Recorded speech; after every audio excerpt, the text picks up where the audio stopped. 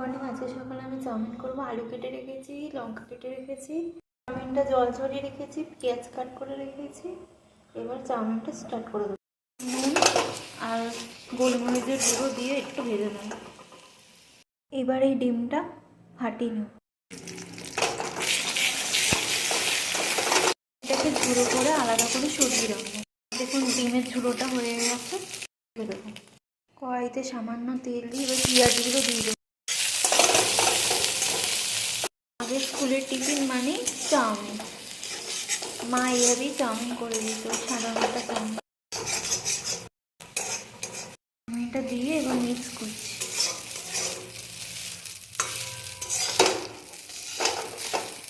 এটা মিক্স করা হয়ে গেছে। এবার আলু আর ডিমগুলো দিয়ে দেবো।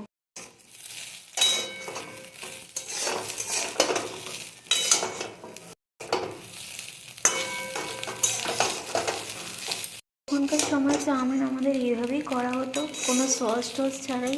একটু ফ্লেভার, একটু ঝালের জন্য আমি গোলমরিচের গুঁড়ো উপর দিয়ে দিলাম। ব্যাস, এবার চাউমিন হয়ে গেছে। গ্যাসটা অফ করে দেবো। বন্ধুরা।